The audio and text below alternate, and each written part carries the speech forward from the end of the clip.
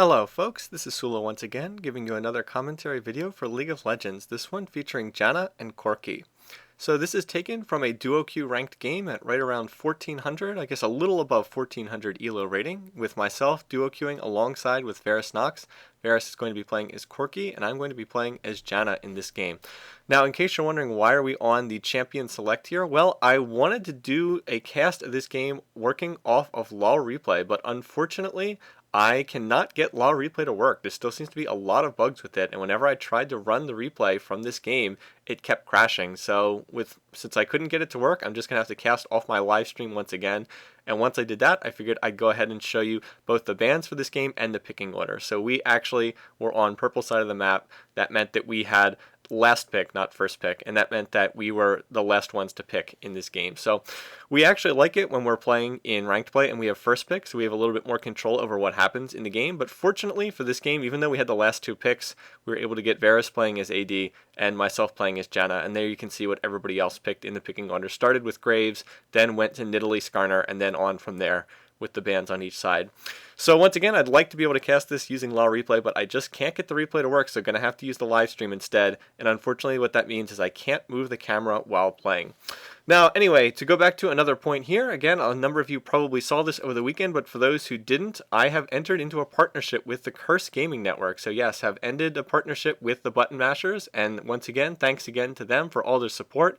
But I have had the opportunity to move up and work with a more professional and more widely known group with better resources. So yes, I will be working with Curse in the foreseeable future for the next couple months at the very least. And hopefully that's going to mean a lot of exciting stuff for the channel. Where we're going to go with that, I don't know 100% for sure, but I'm hoping that I'm going to have the chance to work at least in some capacity with the actual Curse League of Legends team. For those who don't follow the competitive scene, that is the one that has elements on it. And they're actually, I wouldn't say that they're right at the top in terms of competitive play, but they have been in quite a few major tournaments, and they are a very, very good team. So I'm hoping to have the chance to work with some of their replays. Hopefully I'll be able to get some of their replays, be able to cast some of their games, put them up here, and just hopefully maybe get into a little bit more of the shoutcasting scene, because I'd love to be able to have the opportunity to do that. So we will see what develops. I don't entirely know what's going to develop as a result of this, but I think it can only mean new and exciting things. So once again, for everybody who's been supporting the channel over the past years, thanks so much. It's your support that's made this possible. And from here, we'll just see what turns up. Hopefully it only means bigger and better things for the YouTube channel in the days to come. Now, getting back to this game, like I said, this is going to be a Corki Janna game, so we have another bottom lane pairing here for you. And this is a little bit of an unorthodox bottom lane pairing. This isn't one that I would really suggest necessarily.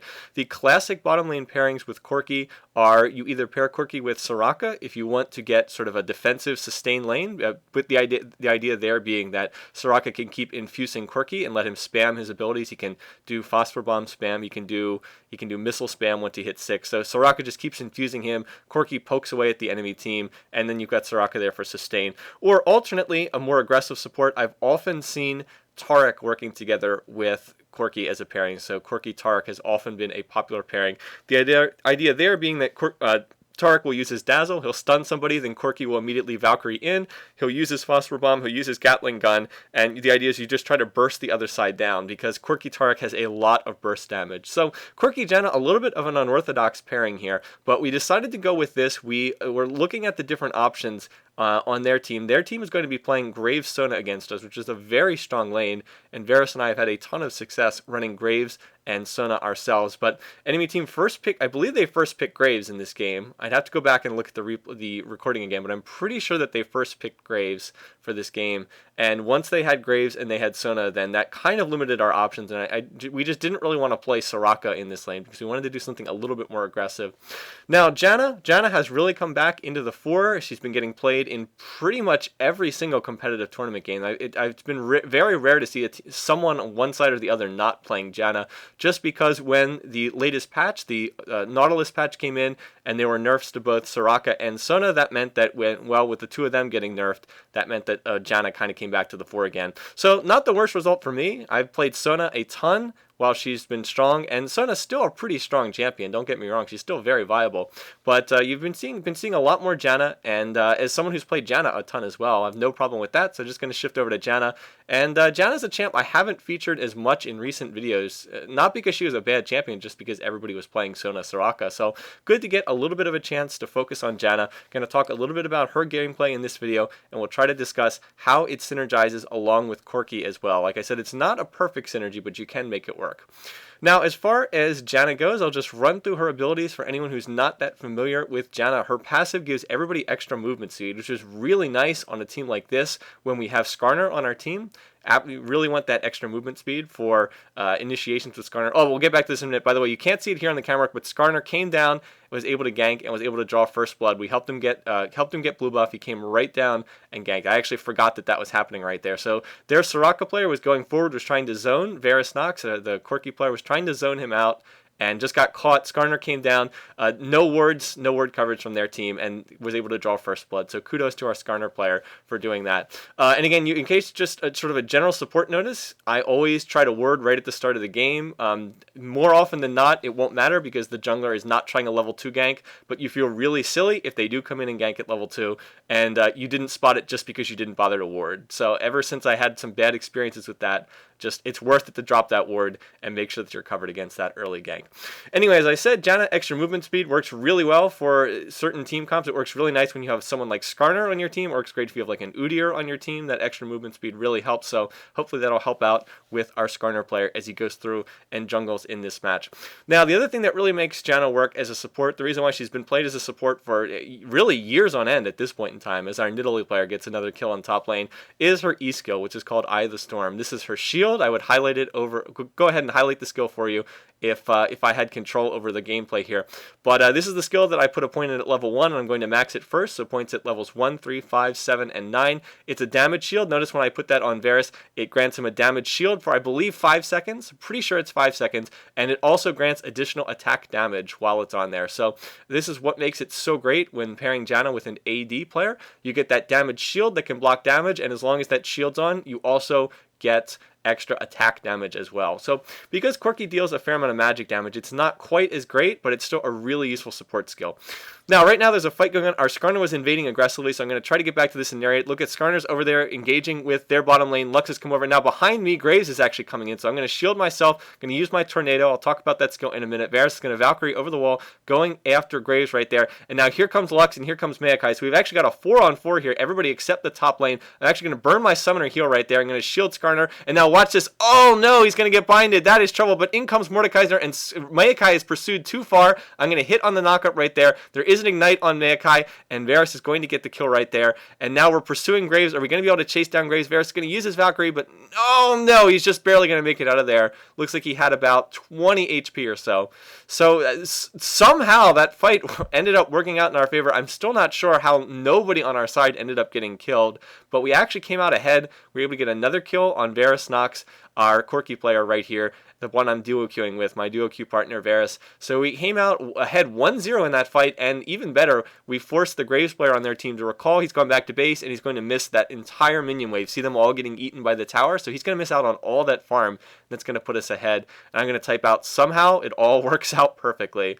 So I'm able to go ahead and go back and get my Philostone. And since I already had 2 wards, I just decided I'll pick up some health pots in case I take harass. So anyway, interesting early game fight. It did work out. We're ahead 25-17 in terms of minion kills, so we're slightly ahead right there. And there you can go. You can see the stats as I run back to lane.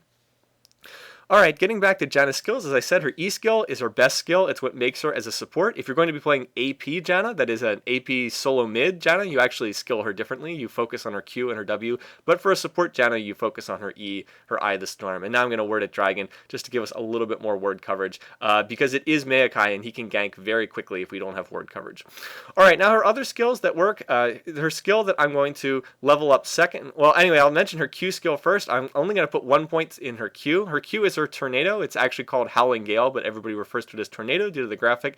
When you click the Q button, it starts charging up, and you can click Q again to release it. So you can double tap Q quickly to shoot the tornado really fast, or you can charge it up. So like right there, I'm going to get the knock up, and oh, we're not going to get this kill, but we did chunk Graves pretty hard right there. And so for a support channel like this, the main value of the tornado is just for the knockup. If you charge it up and put points in it, you can do damage, and on AP Janna, it actually deals a lot of damage if you can get the full charge up. But on a support Janna, you really only need 1 point in it. So I'm going to put a point in it at level 2 because the knockup is really useful, and then I'm just going to leave it there and I'm going to max it last. Putting more points in it increases the damage, but more points in her tornado does not do anything to affect the knockup. And as a support Janna, you're really only using it for the knockup. That's really the only reason why you want the tornado. So 1 point in it at level 2 and you'll be good, and you can just leave it there. Her W skill is called Zephyr, and this skill is pretty interesting. This is the one I put a point in at level 4, and then I'm going to max it second. So I'll put a point at level 4, and then another point at level 8, and then just max it after maxing her shield. What this skill does, and here comes Maokai, by the way. I know it's a little off camera. I know you can't quite see it, but we've got him spotted because I have a word in the tri-brush over there. So again, word placement, crucial for a support. Her W skill, her Zephyr, has sort of 2 functions. It has a passive skill, which gives her extra movement speed. One of the reasons why it's so difficult to kill Janna as a support, she just moves really fast. If you look at my movement speed, I'm actually at 344, even with no boots, so that's really fast, and that's through the passive movement speed I'm getting from my Zephyr right there. So it has a passive effect, increases movement speed. You actually also path through minions, so you can't get creep blocked. That's sort of a minor point, but you do get that. And then the active function is if you click on somebody with your W, you can you lose the passive movement speed, but you do slow the target. So you can it's a point and click slow as well. Now the reason why we max this second is because more points in it does increase the passive movement speed bonus, and more points in it does increase the slow as well. It's not a great slow. I believe it starts at like 20% and goes to 40% roughly, but I mean it's not bad, and it is useful for chasing people down. So for Janna, what you want to be concentrating on is you want to use your damage shield to block damage from the AD, like right there. That shield blocked the damage from Graves' buckshot, so VarisNox didn't end up taking any damage. You want to use your tornado creatively. You can set up plays with your tornado. You can make it so people aren't able to escape, and then you use your W, your Zephyr, to slow people. So it's really useful in chasing. Again, passive movement speed bonus to you, so you are faster than normal, and then you can use it to slow the enemy. So it makes Janna really good at chasing. Now, disadvantage of Janna is she has no heal and no normal heal. Like right here, I'm going to try to get the knockup, but Graves has already retreated, so he's going to back out of that. Disadvantage of Janna is she does not have a heal in lane. Her ultimate is a heal. Her ultimate on her Monsoon repositions people and it heals, but it's only on her ultimate, so she doesn't really have much sustain. However, Janna has great crowd control. She's really good at pushing people away. She can reset a team fight better than just about any other champ in the game. You know, Morgana's running in. She's going to pop her ult. Here we're chasing Graves away, so he can't get any of this farm. We're going to try to kill him, but as it turns out, he's going to escape. But that means no farm for him, so he's not going to get any of those minions. Anyway, so Janna really good at resetting a fight, pushing people away with her ultimate. Like Morgana walks in, she tries to use her soul shackles, you just hit R and push her away. Or Amumu comes into ult, hit R, push her away. That sort of thing. So she's great at resetting a fight. She can be used to disengage from battle. She can reposition people with her ult. But if you mess it up, you can actually totally screw yourself over too. You can actually push people on the other team to safety. So her ult has a lot of uses. You can use it just for the heal. You can use it to reposition people. And usually it's better to reposition people. Right here, I'm trying to get in a tornado on Graves, but it's not going to work. Now Maokai is going to engage on us, and Maokai does have double bolt, and Varus has no mana, so Graves is going to get his ult, and right there, I'm going to use my ult. There's the Monsoon. I'm just going to shove Maokai away, and that's going to allow Varus to get out. Varus could not Valkyrie away because he had no mana, which is a little bit silly on his part, but oh well. It worked out okay. Sona wasn't there. We didn't have to worry about Sona ult, so what their team really should have tried to do is coordinate that. If they had lined up a Sona ultimate along with that Maokai engage, they might have been able to get a kill. As it was, we were pretty safe, not really in any kind of danger there, and so we're in pretty safe position right now. Maokai, I'm not quite sure what he was doing. He was about to get engaged upon. Or Skarner was about to get engaged upon by Maokai. So anyway, a little bit of a mistake on my part. I should have bought boots on that trip back. For whatever reason, I thought I had boots, and I didn't have them. Oh, by the way, Sona apparently had a pink, and she killed our Dragon Ward, so that sucks.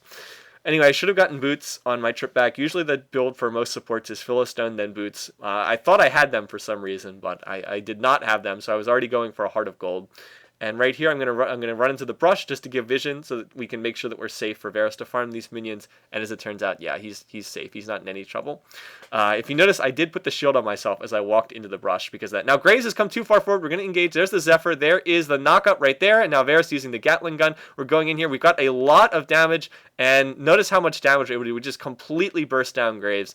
And that's partly a function of us being ahead. We are ahead in this lane. I believe Varus is up about 20 CS, so he has a slight item advantage.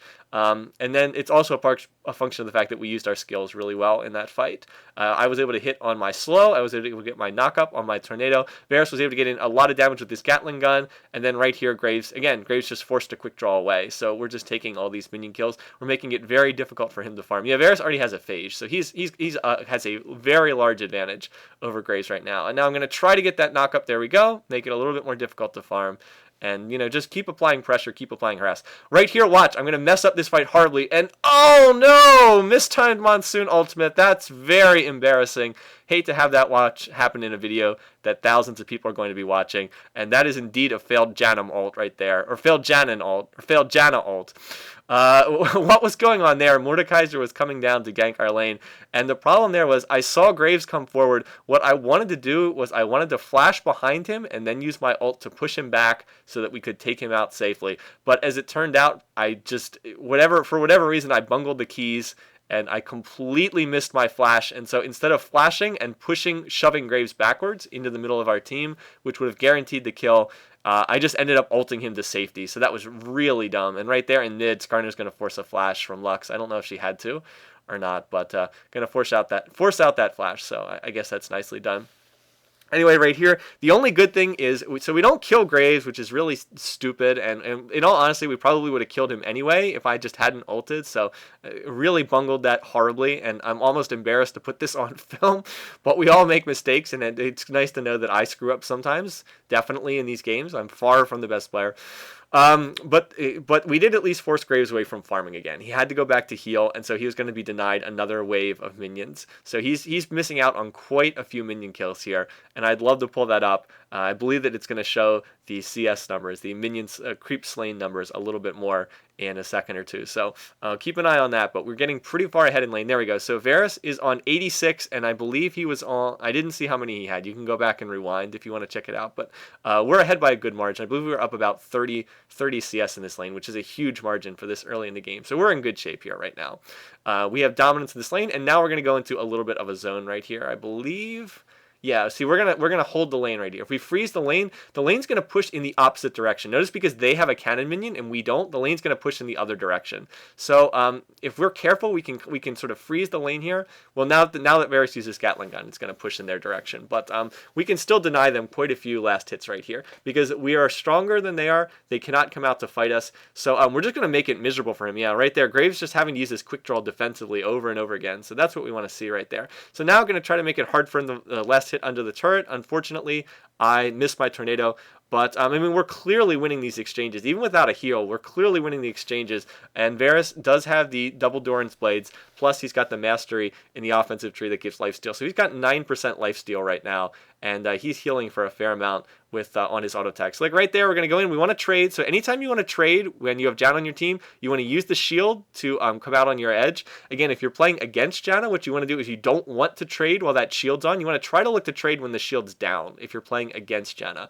If Janna's on your team, don't go in and fight unless you have the shield up. So like right here, oh, I wanted to use my tornado, but it was on cooldown. So if I had the tornado up right there, could have knocked Graves up in the air, and we really could have taken a big chunk out of his life. So it could have come out much better. But still, Sona cannot heal at the rate of the damage that we're dealing. So that's what allows us. Like right here, oh, he's going to quick draw right past the tornado. So trying to set that up, it almost worked out, but that quick draw allows Graves to get past. And the other thing is Varys has been going through his mana like crazy on this Corki build. I guess it's because he hasn't played Corki as much, but needs to manage that mana a little bit better.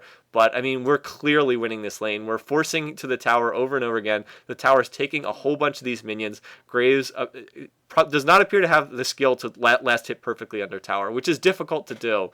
When you get up in a higher elo bracket, people can last hit really well under tower, but it looks like we're not there yet.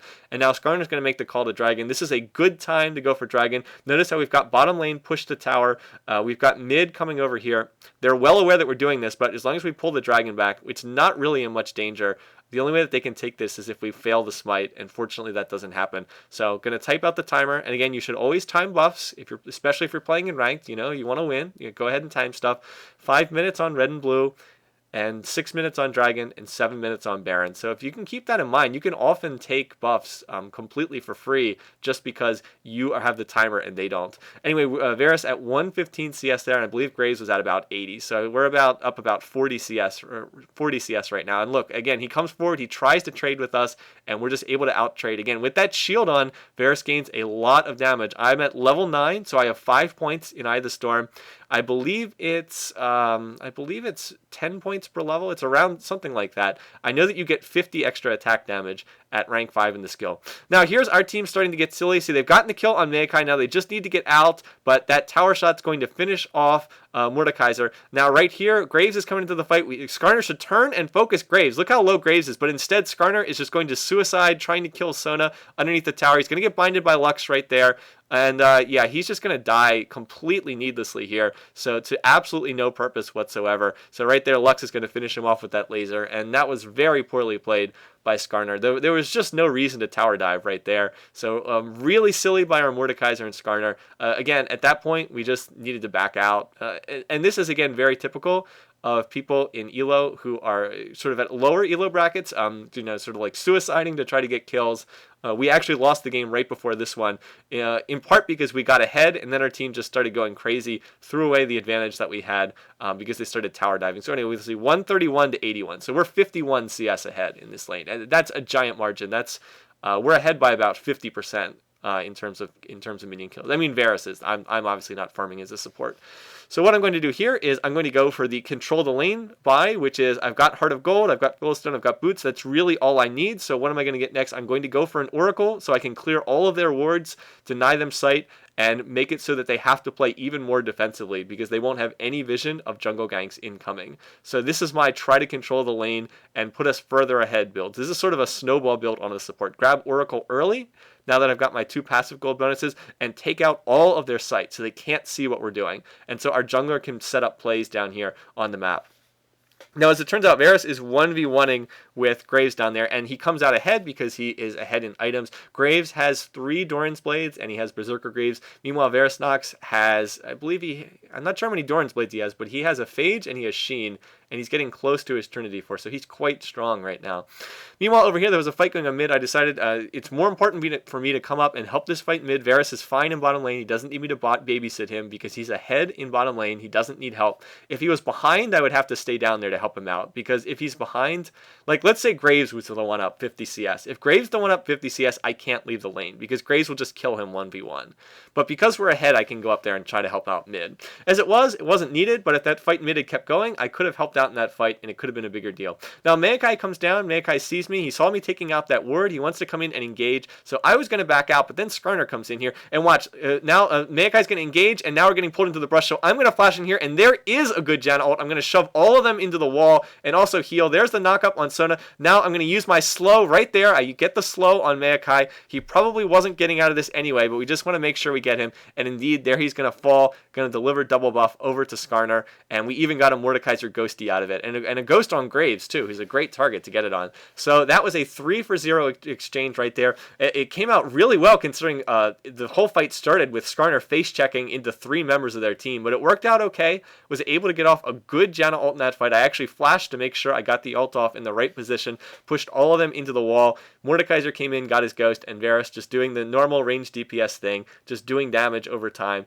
to their enemy team. So now we're going to take another tower there, going to take a second tower, check for their red. Their red's not up, so we're not going to be able to get that. Then ward right here, and now with nothing else to get here, as Mordekaiser takes the race, we're going to go back and buy, and we're going to try to convert that, the gold that we just got into items. So we're in really comfortable shape as a team overall. We're ahead 14-5. I haven't shown top lane, wasn't really watching that during the game, but Nidalee was well ahead of Riven. Nidalee was actually dominating Riven. So we've gone about even mid, but we're crushing top lane. We've got that tower. Nidalee's way ahead.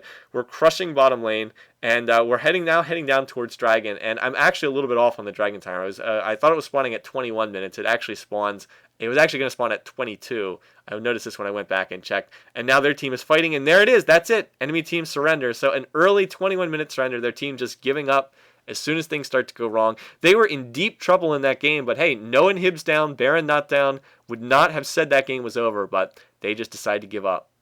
Okay, here are the final stats for this game. There's not that much to say because it was a relatively short game. They did surrender at 21 minutes, but nonetheless, we really dominated bottom lane, went 5-0 in bottom lane.